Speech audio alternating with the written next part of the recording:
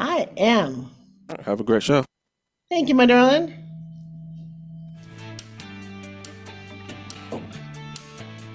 Welcome to the Forbes Factor, featuring celebrity TV host, million-dollar entrepreneur, and renowned health and fitness superstar, Forbes Riley. A familiar face from TV, as well as one of today's most sought-after female motivational speakers today. You'll connect with some of the top experts in health and fitness, business and personal development, as well as some surprise celebrities, all sharing their insight, tips, and tricks to finding true happiness. Now, here's your host, Forbes Riley. Well, hello, everybody, and welcome to the Forbes Factor. It's one of my favorite hours of the week. We are, in fact, live, and everyone always asks, where in the world is Forbes Riley? Well, today I'm in Long Island, New York, which is kind of ironic and a fun full circle as if you've been following my Instagram at Forbes_Riley, survived a near-death experience, and I'm still kind of reeling from it over in Iceland. And in fact, Iceland's affecting the entire world. Apparently, if you looked at the New York Times yesterday, there's a picture of the exploding volcano that is massive, the biggest one they've had in 600 years in terms of the lava flowing. I have those photos of me in front of that volcano. That was not the near-death experience. That was the amazing looking at life experience from a safe distance and spectacular. Well, I grew up on Long Island. For those of you who don't know, I moved away when I was 17. My parents passed away when I was 40. I sold their house, and I've not really been back, except maybe once or twice. And then a really very dear friend of mine, Rhonda Klutch, said, Kulch, K-L-C-H, Rhonda, said, hey, come on out and be a guest speaker last Christmas, and I did. And she's just introduced me to a whole plethora of amazing people. And yes, I'm educated enough through the system to say the word plethora and not pause. How many of you know what that means? And I'll tell you what. It was crazy. I took my daughter and my husband out to see the house I grew up in.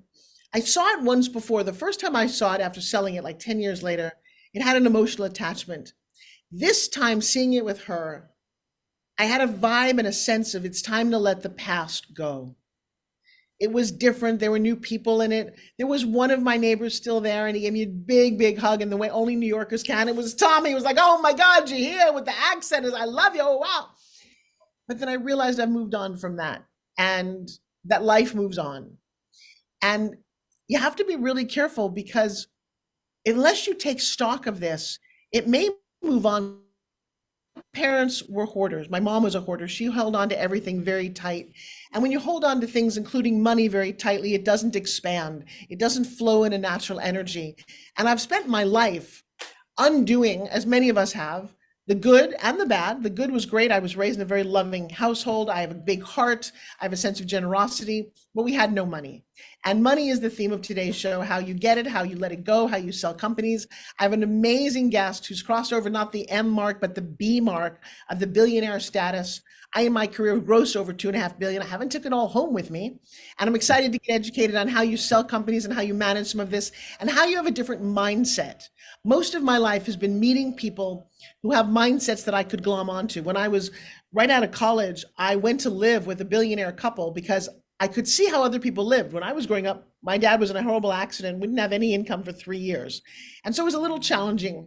But I could watch movies and television. I thought, there are people out there living a little differently than I am. I want to see how that's possible. Why them? Why not us? And it really came down to decisions that you make, choices that you choose, people you surround yourself with, and a sense of self-worth and self-esteem. Do you even believe that you're worth that? So I'm excited to unpack that and see how Bobby got to where he is. To finish up my story, at a beautiful time going to the geothermal baths and seeing waterfalls and enjoying my family. And then I have this thing, I wanted to be James Bond when I was little. What does that mean? That means an adventurous lifestyle where you wear great gowns, you drive fast cars, you gamble in Monaco, you do espionage. Guess what? I've done all of those things and much more. And I did it because I set out to do it. That turns to be what life is about. And so we were snowmobiling on a glacier. I got to tell you, there's a moment there where I was just looking out at the vibe of the sun. If you go to Instagram, you'll see that. And then we were coming back. We got to go down in an ice cave that was 4 feet tall under a glacier. Man, check, bucket list, check it off, right? Well, we're driving back in the van with 16 people, and it had been a little squirrely on the way up, and I didn't have a real good vibe about it. In fact, I said to the driver, does everybody make it back from this trip? He's like, yeah, usually. And as we were driving back, we hit a little patch of ice meets asphalt. And the next thing you know, our van was airborne and it came crashing down. My cheek was against the glass right behind the driver. My daughter was the same behind me with Joshua and my son behind him. And when it crashed and landed, my face was on the pavement through the glass. That was a week ago. And you can't see me if you're listening to the radio version of this, but on my podcast or on YouTube, you can see I'm okay. I'm more than okay. My hand got all cut up, but the quality of the glass in this Mercedes truck, whatever that was that they'd used for this ice adventure, the way it shattered, it didn't shatter my face, didn't break my cheekbone. And I have to express to you that I'm a walking, talking, I experienced an absolute miracle. I went on to read that a lot of people are not quite as fortunate, including, God rest them, the people who were surprised going home last night on the bridge in Baltimore. They were just driving home, and the next thing you know, they're not here. Life can happen and be taken away in a second. So I'm just going to urge everyone who's listening to me to take a moment to bless your ancestors, the people who went before you, who allowed you to be here. For your mom and dad who met on some crazy date or saw each other in a crowded room, your grandparents and all those before you, you are moving their legacy forward. And just be mindful, respectful. And I just want to play a bigger game. And so everything in my life has changed. It's just definitely changed. And I can feel it changing. And I'm hoping that through this broadcast and other ways that you get to meet me, whether it's on speeches that I do, that you get a sense of feeling an experience that I've never felt before. I've never wanted to communicate so badly. All the cool things that have ever happened to me, all the frustrations, and see if I can't shorten your path. So right now I would like to welcome to the stage a very successful businessman. He's referred to me by that amazing woman, Rhonda, and I'm going to meet him for the first time as you are. So I'm not going to pretend I know any more than that, but Mr. Bobby Mesner, please join me on my stage. Well, thank you very much, Forbes. How do I follow up that story? I mean, we might as well end this now. I mean, I can't compete with that, but I'm happy to hear that you're okay. That's the most important thing. What a tremendous story.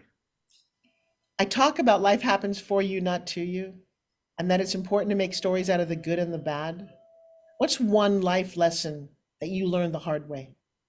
Wow. Never take anything for granted. In any capacity. That extends upon what you were just talking about. I mean, at the end of the day, too many people take things for granted. Their life, the air that they breathe, the family that they have, the businesses that they do. And I just, some people, you learn that the hard way. You really do. And it takes you to be dropped down to your knees and praying for a different outcome for you to make a change in that. Where did you grow up? And tell me a little bit about what you wanted to be when you were little. I grew up in southern New Jersey, just outside of Philadelphia, in the country. Grew up in a family business. My father owned his own business for 40 years, so I grew up working in that business. Knew that I wanted to go into business, but I wasn't sure where I wanted to go. I knew I did not want to do what my father did in that line of business. He was a mason contractor, very, very hard work, really makes a man out of you, I'll tell you that. And so, and at the end of the day, it was great growing up. We were on, I grew up on farms and working on farms. I grew up, riding dirt bikes through the woods. And so it was just a great experience being in that kind of culture.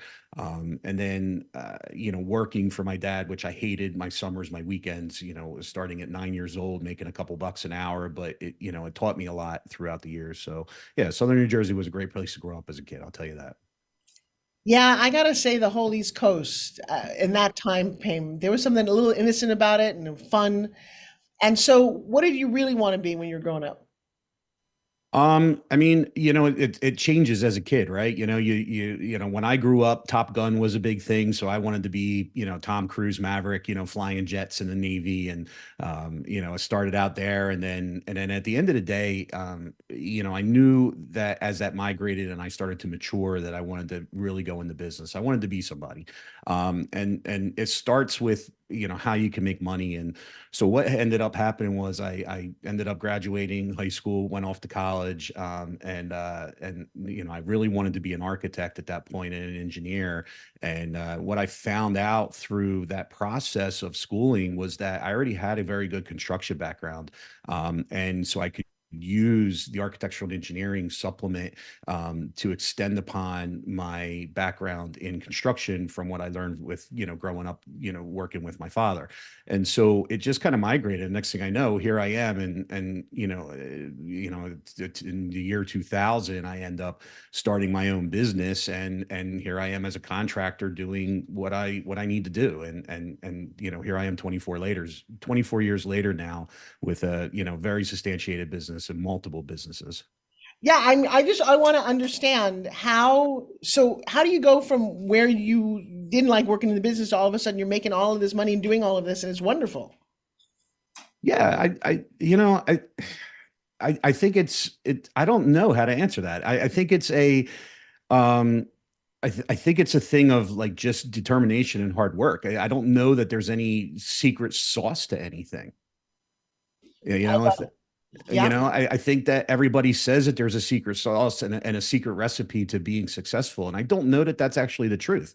I believe that when you focus on your hopes and your dreams and you set the goals, I think that that's what makes you successful. That's what makes it happen. So something that I don't know. So there's my husband. There's Joshua. Say hi, Joshua. Hello. For those of you watching, he's actually going to be a little bit more filming back here. So you made the money. Being in business is great. Lots of people own businesses. Lots of people are mega multimillionaires because they own a business. They work really hard. But I'm trying to understand as we're going to get to know each other. You sold a business that allowed you to make all of this money, or what's the progression there? Because here's the thing I missed. I own a fitness company. I created a fitness product. I've worked really hard. I didn't really think about the concept of how do you structure the company to sell it. Is that one of the secret sauces? No, I don't think that it has to be. I think it's definitely a path to it. But you learn a lot through that process, right? So my current business now, RMG, we started in 2000, we're 24 years in. That's been the basis of the whole success and the engine. It's been the engine to everything. It's everything that I focused on. When we got to the point of another business, I started a distribution company that I sold back in 2008. And I did that as a means to support RMG. That's what I created that business. I didn't know that business was going to turn into something, which ultimately I sold to a big box company. So there was a great level of success there. And then, go 5 years later, we partner with somebody else into a franchise business. And I ended up, selling that after a couple years. So really what it comes down to opportunity, right? Like, so what I did was I saw opportunity, I seized the opportunity, and all in the same token of growing. And really the opportunities were established through growing my current company and looking and saying, hey, I need to do this because I want to increase my margin on RMG, as opposed to, just trying to put my fingers in everything like some people do. And so as you continue to grow and look, I always have the attitude that everything is for sale, right? So, if somebody wants to come in and buy, come in and buy. I'm okay with that. And so I sold those businesses and became and created success with that. And look, does it create a platform of money? Yes. Does it create a sense of net worth? Sure, it does. And it creates a sense of pride, but it also creates an establishment, right? You tend to establish yourself because then people look at you differently. They're like, wow, you did that. Wow, you did this. And so the credibility comes along with that, and it changes things. And so that's really the lead up to this. And RMG now, I mean, we're in line to be, we're in line for a $1.5 billion valuation in the next 12 to 24 months here with RMG as a basis, on top of everything that I've already done. And that's not propelled by the success that we had in the other businesses. It's really propelled by just continuing to push and to grow and continue to keep focus on where we want to go.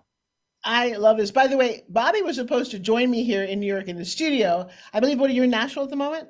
I am. I'm in my house in Nashville. And you couldn't come here because you broke your private plane? Yeah.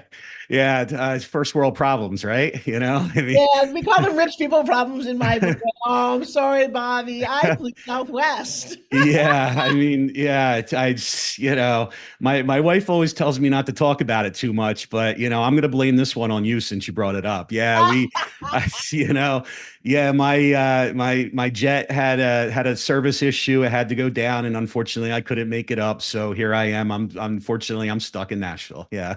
That's actually, I just had to enlighten people's ears so that they really take you seriously. Because, you look like the guy next door. You look at the guys that I grew up with and you go, wow, but so what do you attribute this to? Because I've got a lot of entrepreneurs who listen to this show. They love what we hear. And some of them have good ideas, they're moving, but they don't get really ever off the ground, or it doesn't hit the stride. I'm sure you've got friends in your life who look at you going, well, how come you and not me? What is the difference? Um, I think the difference in any entrepreneurial journey is the work effort that you put in, right? What happens is I do think I personally see a lot of entrepreneurs who start a business and they tend to lose focus once they start making some money, right? It's different levels. I'm not talking about big money. I'm talking about when you start a business, you do $1 million your first year. That's a lot of money for some people, and they lose focus. So then what they're doing is they're not keeping their finger on the pulse of the business. And there's a great misconception. It's been around for a long time that CEOs of big companies are the big guys that are counting their money all day with their feet up on the desk, right? Like there's a misconception there, and that's really not what it is. The people that run great businesses have their finger on the pulse every single day. So to lead back, that's where, for me, I mean, my success comes from the fact that my finger is on the pulse every day. You talk to my people within my company. They love working with me. I don't say working for me. They work with me. They are like partners in the business. And so that's a piece of success, making everybody valued within the organization. So I really strive to do that and make them feel like they're a piece of the organization. But I'm on the pulse. Like, I'm actively involved in everything. So much so that as big as my company is, we are still, I'm still estimating jobs every day. I still handle project management. Like, I am actively involved. That's where the success comes from. The second you lose that focus, you're going to start having problems. Or you say, oh, I'm going to hire a VP to take care of this so I can go vacation with my family. Then you start having problems. I mean, you see it all the time. Look at how many companies failed last year who raised hundreds and hundreds of millions of dollars. Well, you look at the problems with those companies. The problem was they raised hundreds of millions of dollars and they blew it all because they got spend happy, and they didn't keep the idea of what started them in business in focus and on scope for them. And that's a problem. I love that energy. It's funny. People do have a misconception about being a CEO or about being a celebrity. One of the things I said, I've spoken on stages. I'm going to speak at Limitless in a couple of weeks in front of 12,000 people. I've done 10X. I've done a lot of big stages of tens of thousands of people. And it's really glamorous the moment you walk out on that stage. And I've got a video that I play almost every day to show people what I did. And your name is huge. You're feeling great. But backstage, and very often if you're speaking in a hotel, you're walking through the kitchen, the backstage of the kitchen.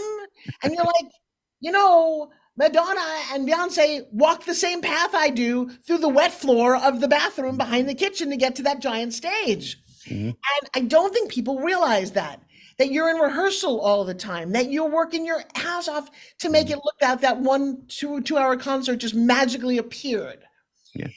And I have to agree. And then the other thing that I love that you said is that once you've made it, you never really make it. Every time I get to the top of a mountain, I see a taller mountain or another mountain or a different colored mountain. Mm-hmm. Gotta go climb that mountain. It's always more. It has to be, your focus has to be more. It can never just be, right? So your goals always have to change, Forbes. Like you have to continue to go and for me as a business owner, when I look at things, I'm like, oh, I wanted to hit $1 million.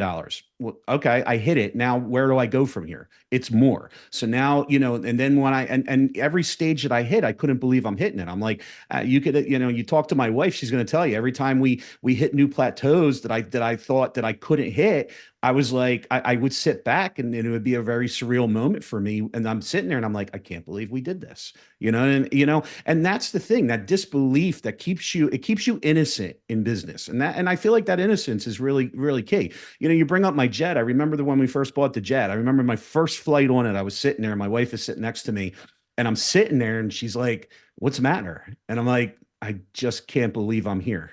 Like I can't, like, look at where we've come from and to where we are, and I can't believe I'm here. But here's the thing with that though.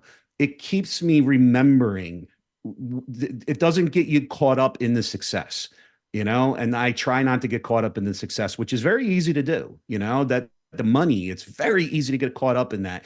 And I want to I always want to make sure, and again, I give her a lot of credit because she does keep me humble for sure.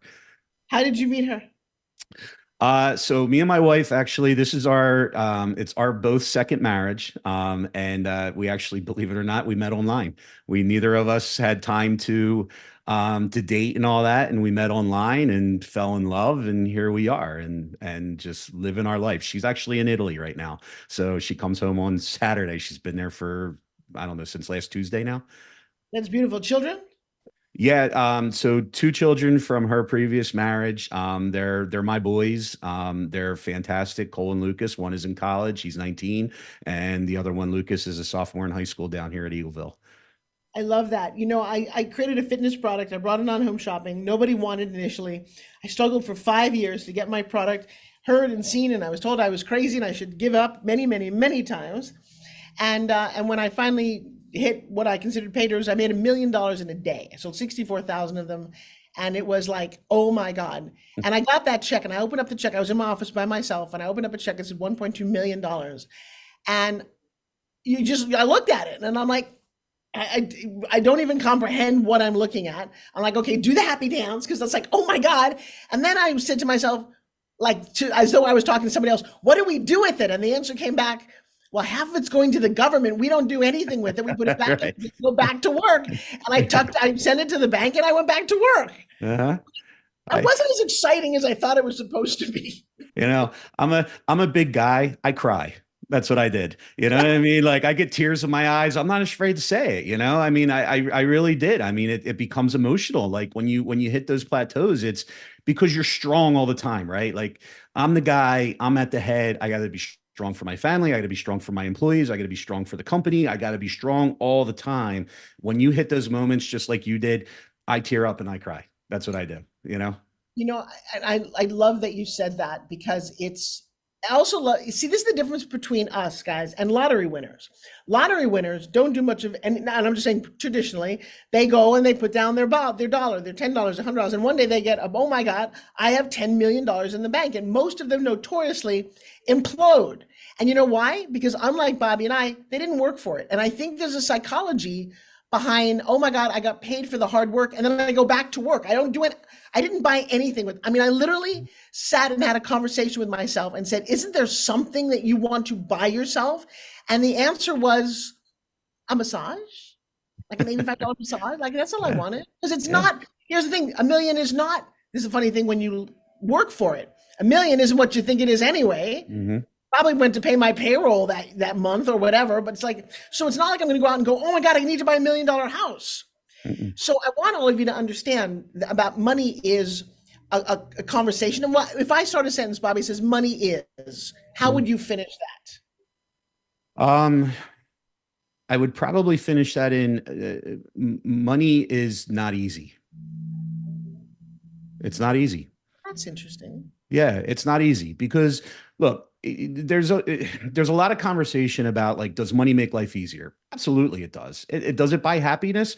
Sure, it does, because you're buying the things that you think make you happy, right? And the whole cliche of money doesn't buy happiness. Look, I don't know too many people that don't have it that are truly, truly happy. But I'm not saying that having money makes you truly, truly happy. Happiness comes from within. But money, yeah, it can create things. It can create problems. It can create problems in relationships. And so I always say to everybody in that statement, I always say, focus on the work, the money will just come. Yeah. And it does. And I'm sure this, you've seen it. If when your head is down and you are just grinding it out, you are doing what you're supposed to be doing every day, you are focusing on what you're supposed to be focused on, the money just comes. When you're too focused on the money, well, you're doing bad things with it. You're buying fancy cars that you shouldn't be buying, like you were talking about. Thank you, my darling. Yep. So you're doing all of those items that you shouldn't be doing. People, instead of paying your bills or saving it for the rainy day, because look, when business is great, right? But when it's down, and you have to have money to be in reserve for that. So yeah, money's hard. It's hard. Yeah, that's an interesting way to look at it, but a very logical way, and I appreciate that. I also love the fact that you've not got a partner too. It's fun to do this with someone. I love my husband. Yeah. Yeah. I say all the time, my wife is a very critical component of what I do. Like and she's there. She's a very good support structure. Like when I come home, like her and I talk, and we talk about what's going on, and I bounce ideas. And look, I don't always like what she has to say. I mean, that's, and I don't, but What are you that's talking about? The woman's always right. agreed. I will agree with that. Honey, if you're listening, I love you. You're always right. But at the same time, I mean, at the same time, but she's a sounding board for me, and she is a partner in my business, and she's there. She keeps herself in the background, but she's a sounding board, and she tells me what I should be doing, what I shouldn't, and not like tell me like do this. She says, look, when I give her, or I ask her of her opinion, she says what her opinion is, and I take very good stock in that. You need that support structure. You can't do it alone. Well, that is certainly true. So, Bobby, let's change subjects for a second. We talked about a lot about success and money. Well, before I go, what is something that you want the world to know about you? Because you've taken a little different part of your career now, as many people do when they've got something to talk about. Something tragic happens or they get some success. They want to share their secrets to the world. You now want to step on stages and speak, correct? I do. Yeah. I'm trying to get myself out there. Personally, I have a lot to offer people, especially people in business. One of my strong points is I'm an operational expert. I could step into any company, evaluate it, look at it, and tell you where you can become more operationally lean and more operationally efficient. And then, and I want to share, I don't just want to share my successes. I also want to share my downfalls, because too many people talk about success, and I believe that the only way you grow is through problems, right? You have to fail a little bit in order to grow and become better. So for me, I like to be able to tell people like, look, I took a multi-million-dollar hit 10 years ago. Dropped me to my knees, made me reevaluate things. I don't mind talking about that, because I am not where I am today if I didn't take that hit. I like talking about my personal struggles, when the tornado hit my house in New Jersey back in 21, or my heart attack and my stroke and the things that have happened to me personally. But here I am still pushing along. And I want that to give people insight and hopefully the energy to say, well, damn, if that person can continue to do it, maybe I should just kind of pull up myself by the bootstraps and do it as well. So those are the things that I want to be able to share with people and give back, and let them hear that story, and let them know that, look, perseverance is part of it. You got to have a lot of perseverance, and you got to be able to persevere through the hard times, because that is the only way you're going to grow. So that's where I'm looking to go. Tell that story. Let's talk about your health and wellness, because one of the problems that I've had, traditionally pretty healthy, and then during COVID, I sat a lot. I launched a business 40 to 60 hours a week, just focused here, and who knows what I was eating. And I was watching my husband, who is an award-winning, nationally recognized bodybuilder. And I had this vision that the more he went to the gym, the fitter I would get. Apparently osmosis doesn't work that way. I know it sounds silly, but I was kind of thinking, and because I wasn't really focused on me, and then I woke up one day and like, and then I had a little heart thing. I was like, and so where are you on that journey? What happened? So I'll try to keep it short. So in 2021, we had a couple things happen. So in September of 21, a tornado actually came through and took out part of our house in New Jersey. So obviously some stress with that. And then in October of 21, I ended up actually having a heart attack, which I didn't know I had. My heart went into AFib and a flutter. I lived like that for a week before I actually went into the hospital, because I just thought that I had a chest cold and was sick. And then when I got into the hospital, my heart recorrected and went back into normal sinus rhythm, which pumped out all the blood clots. And that caused me to have a massive stroke where I lost the whole left side of my body. So yeah, it was a whole chain of events, right? I mean, it couldn't get any worse. Well, yes, it could. You would not be here. Well, it could, right? Talk about near death, right? There I was, and the whole time, like my wife's a wreck, holding it together. I'm there in the hospital bed joking around, like, I mean, we all deal with it differently, right? I guess that's how it goes. But so we go through tests. I get a catheterization done. I have no blockage in my heart. I have no issues with my heart. So they can't figure out why I had this in the first place. 2 years go by, and actually just this past New Year's, right after New Year's, my heart went back into AFib again. 2 years later, here we are. And so I just recently, actually 2 weeks ago, I was in, and my doctors, shout out to Cooper Cardiology, my buddy John and my buddy Brian, they did an ablation on both sides of my heart. They did ablation on the left and the right chambers, one to correct the AFib, one to correct the flutter, and then they checked the heart. Still no issues, but they just wanted to get rid of the AFib. And then, let's go back in time to the beginning of 23. I was having some other issues. And so in 23, I got diagnosed with rheumatoid arthritis, and which has advanced to Felty syndrome, which Felties is an advanced form of rheumatoid. Basically, your body attacks the bone marrow, stops producing red and white blood cells, et cetera, et cetera. So I've been dealing with that since all last year, and I just started on infusions for all that just this past November. So obviously a lot going on with my health on top of everything else. You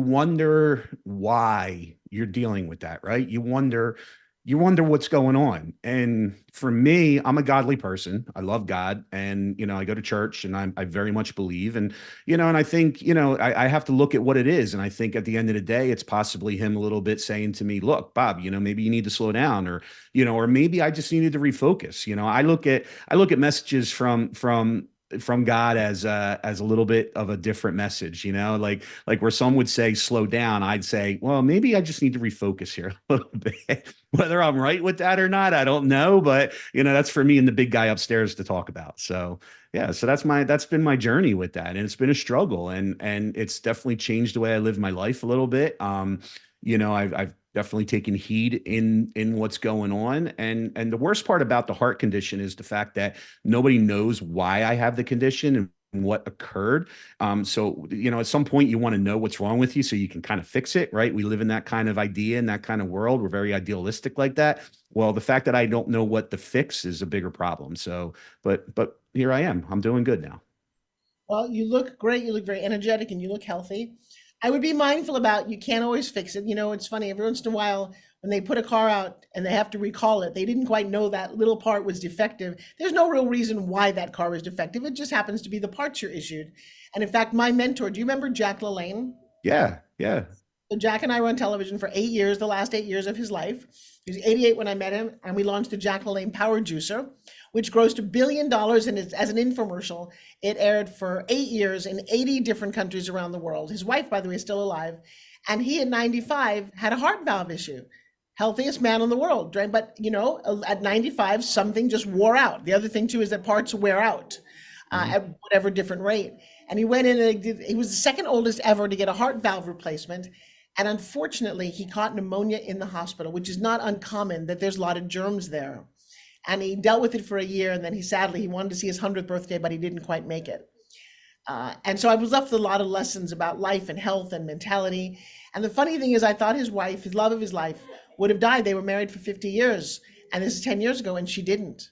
She decided, and this is a lot of very important things. Bobby, I have a sense that you decided that your life matters, and that you're going to be here, and that you're going to continue to make a difference, not only in your life, but your sons and all your employees who really need you here. And she turning 98 this month, and she turned to me two things that I loved. One, she said to me, I was looking in her house at this 8.5 by 11 workout book, and she's there in a leotard, and she said, how old do you think I am in there? And I'm like, I don't know, 45. She said, honey, I am 62. 60s were the best year of my life. Don't screw it up. Number one. And then number two, she laughs all the time whenever I talk to her. This woman is the happiest. She lives on her own. She's 97. I think a lot of what happens is your mentality, how you view it, how long you want to be here, why you want to be here. And again, but parts wear out. So don't stress out thinking about why. Just be grateful that you're here. Oh, I very much am. Trust me. That's a great story. I love that story. The Yeah. other thing is that everyone people say, and I don't like this. I think it's not their average people, but there's average mentality. Well, it happens for a reason. And then they go on with their day. Well, but what was the point? I believe it happens, and then you're left to figure out the reason. And when Mhm. you figure out the reason, you're like, oh, okay, well, that makes sense. Guess I should have done this, or I'm not thinking about that, or maybe I slow down, or maybe I refocus. Figuring out the reason and owning that seems to be the free will thing that you're gifted by the big Mhm. guy. And if you can figure out those reasons, you take responsibility. And I Mhm. don't think most people do. Yeah. No, I agree with that. And I think, for me, it's a matter of always saying to myself, like, I'm not done. I'm not stopping. So you're right. You hit that on the head. I mean, I'm not done. I have a lot to do here. And not just for success. I have a lot to do with my family and my kids. You really hit that on the head, you know? Yeah, are we going to see a book from you? There's some talk about that. I think we're definitely in that path. I probably a good idea. Hopefully people want to hear my story. That would be awesome if they do. So yeah, I would like that. Now, are you heading out? Are you going to see me in Utah in next month? Because it's my birthday. Is it your birthday? Are we April throwing a big 25th. bash for you or what? What Oh, are you going yeah. to be like Well, 40? I'll tell you what, for the 30 something time, yes. So here's the deal about that. So April's my birthday, as far as I'm concerned. It always has been. Hmm. But on the 25th, I will be celebrating with David Meltzer. Hmm. He on his TV series as a guest called Office Hours, and a big party out dinner after that. We do need a party before the 24th if you and your wife want to be in Vegas.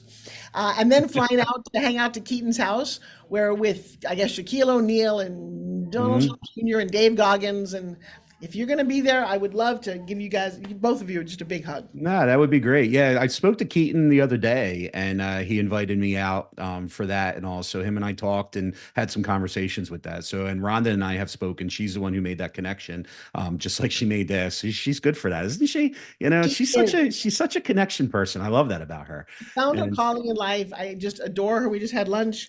And Keaton and I had a chance to meet and then interview, and just him and his 5 little girls. And then I spent time in his home, and we've been on stages together. What a great, you remind me a little bit about him. This mensch of a guy who figured it out and is not all that stuck up about it and willing to share, hey guys, this is what you do, and I'm going to coach you to do it more, you Mhm. know? Yeah.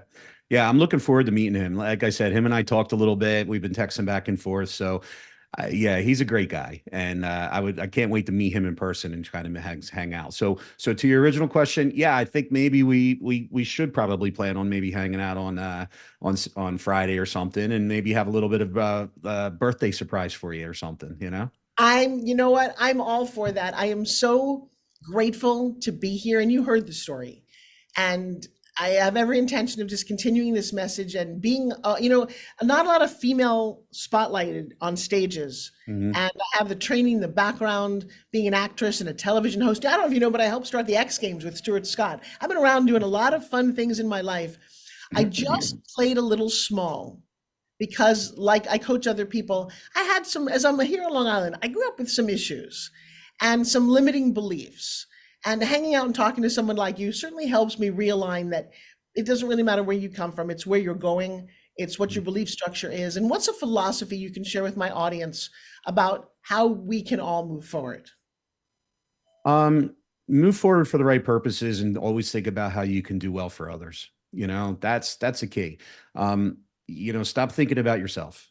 Think about others. And it's not just internally, you're always geared to take care of your family.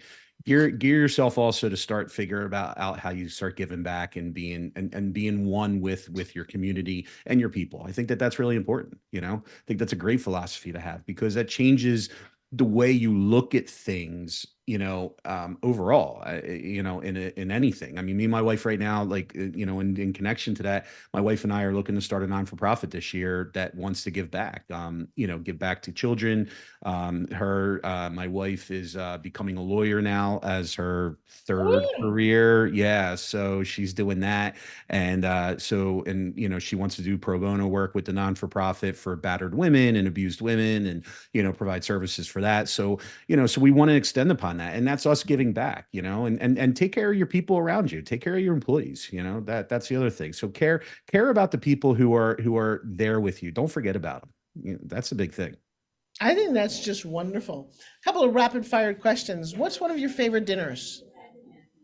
I can't go wrong with a steak. I'm a steak guy. Give me a big tomahawk, one of those big 40 ounces, and I'm good. Rare, medium, well, what? Medium for sure. Yeah. I grew up with a Yeah. grandfather. My granddad was a butcher, so I eat it right off the bone. You don't really have to cook it for me, but it's all right. I put me in a 5-star restaurant. I picked up the bone and literally start gnawing on it when I'm Oh, all right, done. then we Like can I hang out don't, tomahawk together. I am literally that guy, Listen, I am 6'4", 300 pounds. Like my wife calls me a cartoon character. I am the biggest teddy bear you're going to see. But when I'm out, I don't care. I do what I want. Oh, I'll tomahawk with you all day long. People make fun of me because I grew up eating with my hands. By the way, I grew up eating lobsters too. Like we did that last night. I can crack it. I mean, it's who knows, right? All right. It's all messy all over your face and all that. Yeah, I Why love not? It's a visceral experience. Oh, we're Love going to it. have a great dinner. What favorite movie?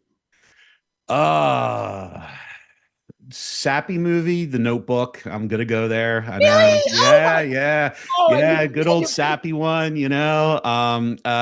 Action adventure. Definitely the new James Bond stuff. I'm a huge fan of David Craig.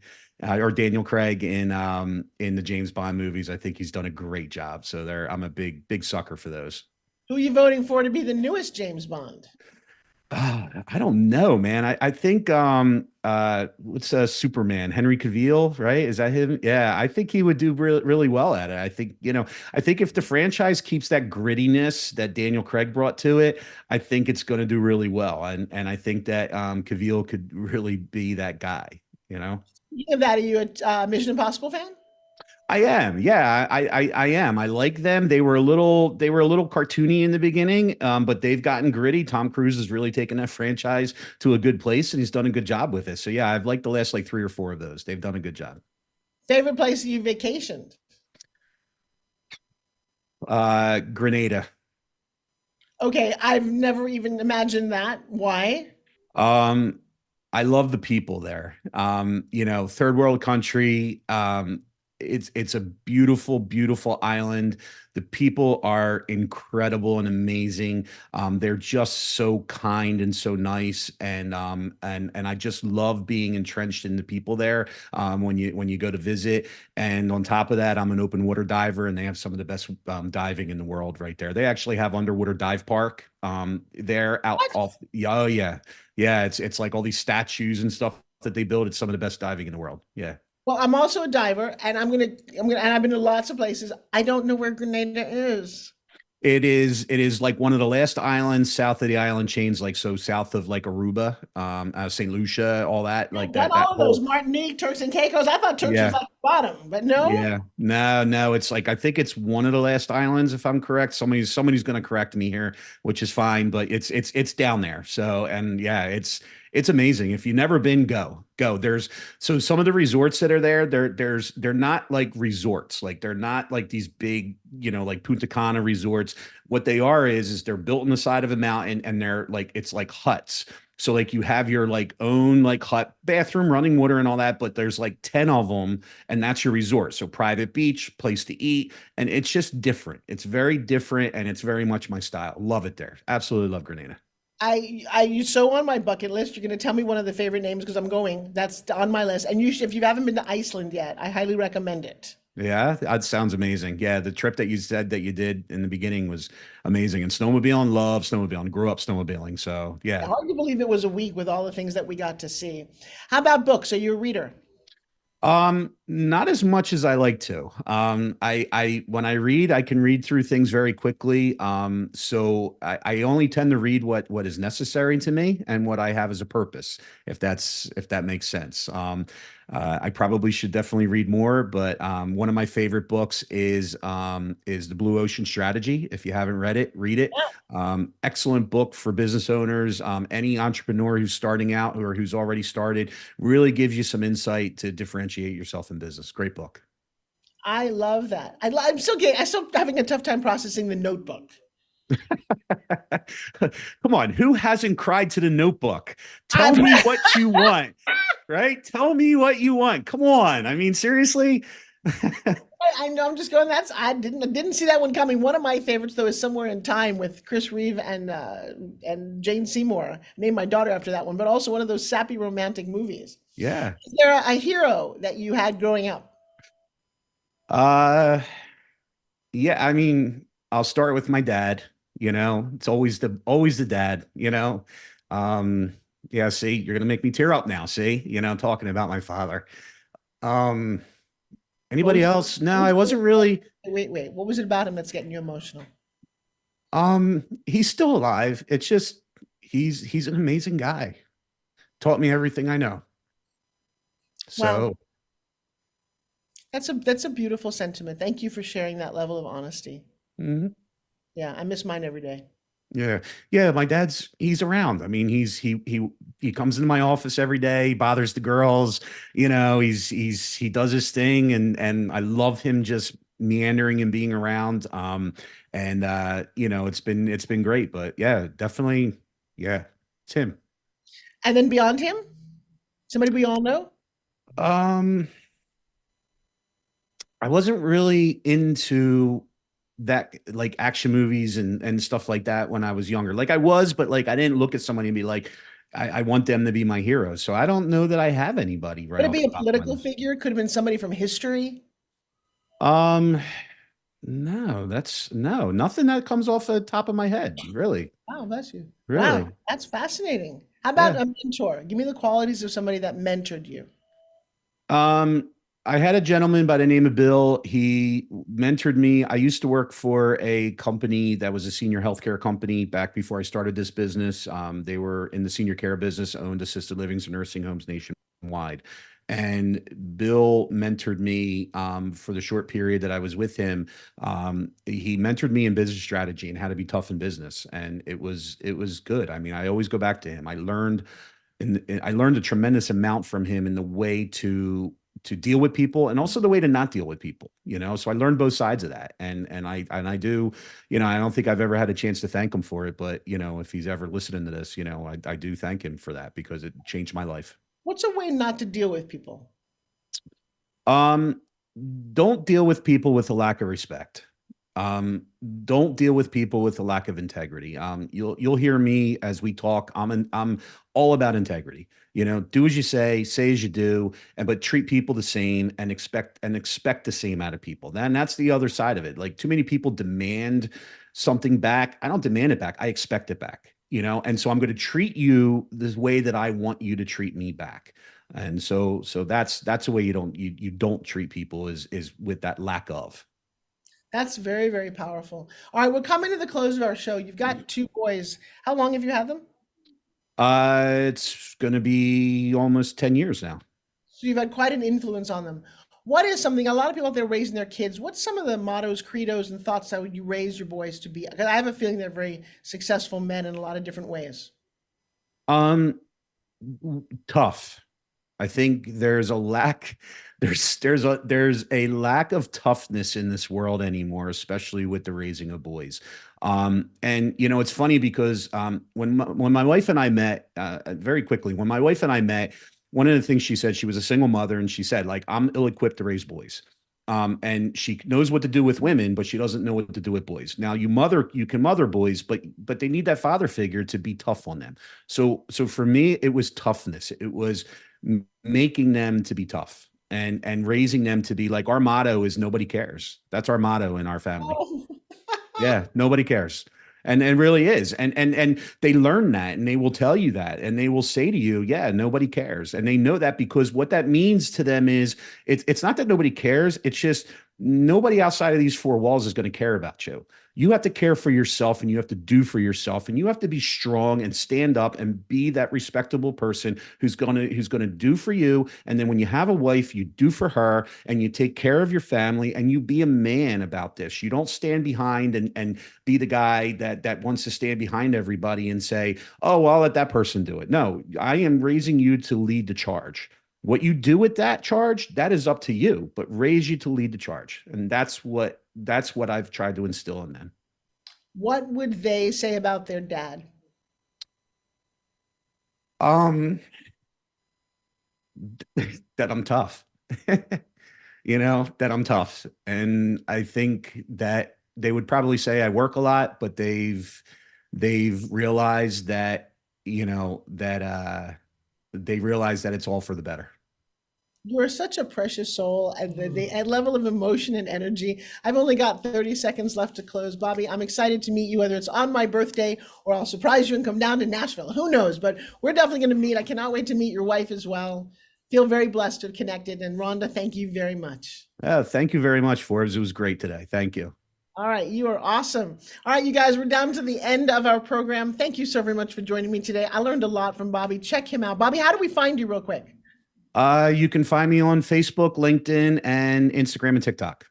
Reach out to him, just follow him. His career is going to blossom. You're going to hear from him. He's going to be speaking on stages. We're all going to kind of bandy together and lift this man up like he's done for so many people. My name is Forbes Riley. Forbes as in the magazine, Riley is in the good life. You've been listening to the Forbes Factor. We focus on health, wealth, and happiness, and I think we delivered a damn good message today.